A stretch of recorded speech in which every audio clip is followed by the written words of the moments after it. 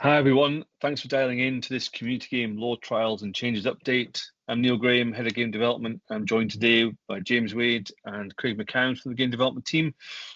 Great to have you all and hope you're enjoying a little bit of downtime before next season.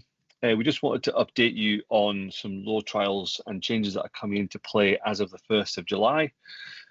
For the majority of these are for the adult and youth game throughout all levels in the community game.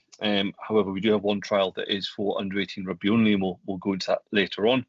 We're also going to record a separate webinar around about the tackle height law trials, which will be continuing for next season.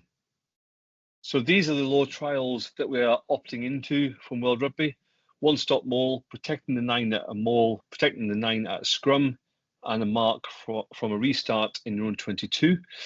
We also have a series of global law changes that are coming in as of the 1st of July. Onside from kicks and open play, no scrum option from a free kick, and banning the crocodile rule. And as mentioned before, the below sternum tackle trials will continue for this season, with more information on that to follow in a separate webinar. So timelines on this: in March, early this year, World Rugby sent out a communication to all unions and clubs and schools around about the reinforcement of some current laws, which we'll go through. We then have the global law changes as of 1st of July and the opt-in law changes as of the 1st of July, which will continue throughout season 24-25. In terms of the rationale behind a lot of these law trials and changes, World Rugby announced through the Shape of the Game conference that they held that they're looking to increase the spectacle, safety, and game simplicity around all of our game so that we can attract new players to the game and retain current members, which is going to be really important to Scottish Rugby moving forward throughout the next strategic period. So I'm just going to hand over to Craig McCann, Senior Match Official Development Manager, who's going to take us through some of the reinforcements of law before we head into changes of the game. Over to you, Craig. Thanks, Neil. Hi, everyone. I think everybody will be very familiar with the caterpillar rucks that are appearing in our game. The direction from World Rugby is that we want to try and reduce the time that these take to complete and to speed up our game. We will be encouraging referees to apply the use it call as soon as the ball becomes clearly available at the back of a ruck. Clearly available, the definition of that, we want as soon as the ruck is settled and the ball can be played even by the 9 to shift the ball with their feet, that ball is available. The referee should then be calling use it at that point. That should hopefully speed up this phase of play, and the sanction, if they take too long, is a scrum to the opposing team. Just a reminder that the breakfoot needs to be applied right through the scrum engagement process. Both hookers' breakfoot must be visible in the tunnel for the officials. We want to ensure that there is no axial load-in, so we don't want front rows body weights being put through their necks onto each other's heads or shoulders. So just a reminder to all officials and to all front row players that we must have the breakfoot visible in the tunnel, and then it must be withdrawn as the referee brings the scrums together on the set call. The sanction for no breakfoot is a free kick. Great, thanks, Craig. So a couple of reinforcements of current law that came in March last season. We're going to look now at the global law changes that are coming in as of the 1st of July for this season. And these are law changes that are coming in at all levels of the game across the whole world, and will be implemented throughout all of our domestic competitions, adult, youth level. So over to Craig again, just to give us an overview of each of these. Thanks, Craig. So we'll all be very aware of the DuPont law, as it's been nicknamed. Players loitering in front of kicker until they become active or onside. So when the kick is kicked over your head, you need to be retreating towards your own goal line. You can no longer be put onside by the actions of the receiver of that kick unless they kick the ball away. So there's the removal of the law where you become onside if the receiver runs 5 meters. So what we're looking for in our game is we want all of the people in front of the kick need to be making an active effort to get behind the person who kicked the ball or somebody who was onside when the ball was kicked. The sanction for being offside in that space is a penalty. The big a change around what you can choose from a free kick. You can no longer choose a scrum from a free kick. So any free kick that's awarded must either be tapped or kicked. That's fairly straightforward. If a team is awarded a free kick from a line out, however, they may choose to have the line out at the same mark.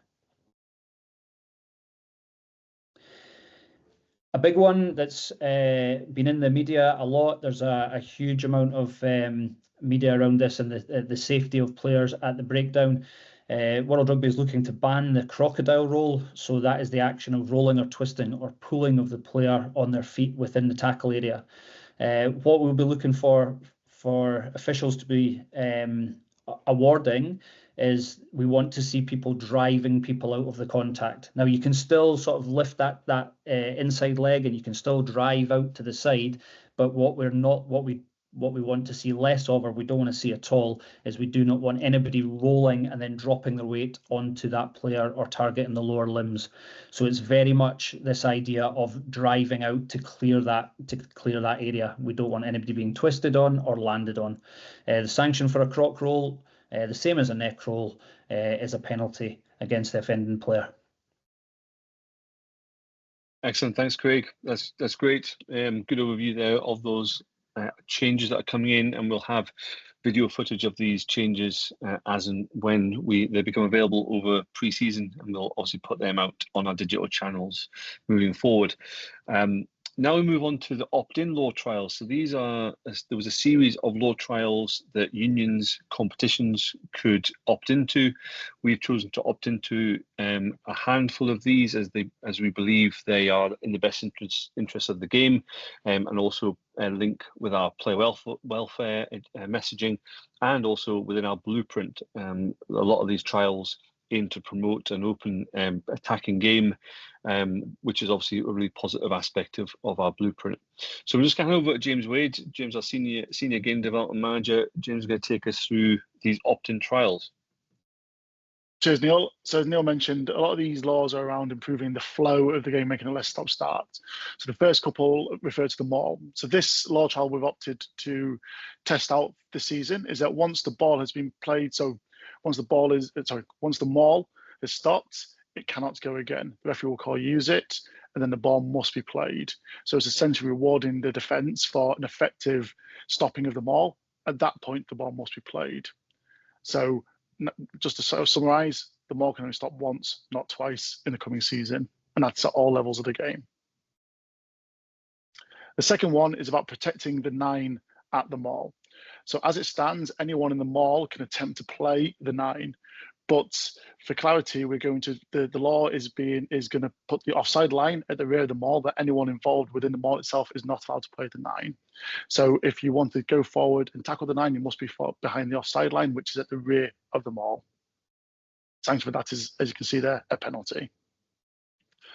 And the final one that affects all areas of the game is the restarting of the game for a kickoff. If the kickoff lands in the 22, any player has the ability to call a mark.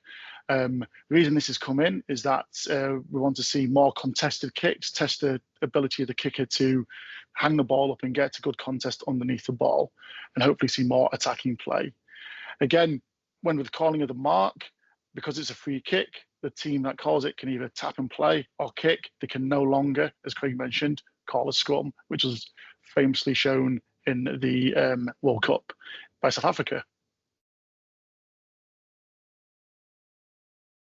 So this final law applies to the youth game only, and this is a new introduction to under 15, under 16, and under 18 boys and under 18 girls, in that the defending scrum half at scrum must remain or cannot go past the tunnel at scrum time. So this is to allow the attacking scrum half the time and ability to get that pass away, again, to promote positive play.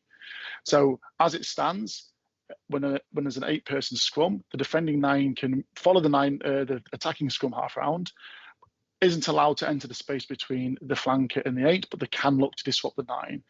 As we're looking to develop an expansive game in Scotland, especially working our ability to strike off set piece, we want to have that 9 being able to make that pass.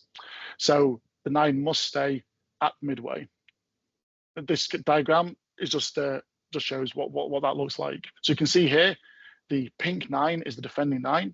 And as the ball moves around on the attacking side to the 8's feet, the 9 cannot pass that midline. They do have a couple of options though. So under current law, they can stay close to the scrum within 1 metre as shown by position 1. Or as the ball is played in, they can retreat to the line of the 8 and defend from there, which is really a creative option, especially if you want to defend the blind side, as you can see on the left-hand side of the scrum here. And the third option you are able to do, but we were talking beforehand about not really getting much of an advantage, is that before the scrum takes place, the 9 can just stand in the defensive line with the rest of the players. So that's just to clarify what the 9 can do. But the key message here is that the defending 9, the pink in this case, cannot follow the attacking 9 rounds to the back of the scrum. Excellent. Thanks, James. And I think the last couple you've mentioned there from a blueprint point of view, you mentioned a lot of attacking opportunities. I think we're all excited to see how coaches and players tactically adapt the game to these trials. Certainly in the scrum trial, New Zealand trialled these last season with real positive impact. So we're looking forward to getting into some conversations with coaches around this area.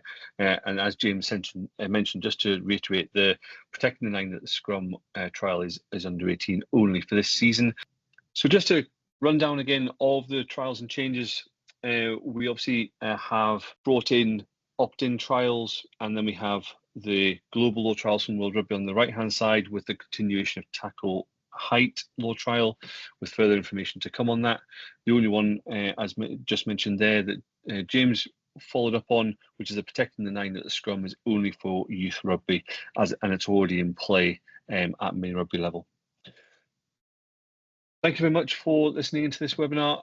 Please follow us on X and Instagram for any updates. We are obviously going to be working on resources for these law trials and changes over the summer, and more information will be embedded within Rugby Right for this season, but we'll also be putting a lot out on our social media channels as we progress into pre-season phase. Thanks very much and have a good summer.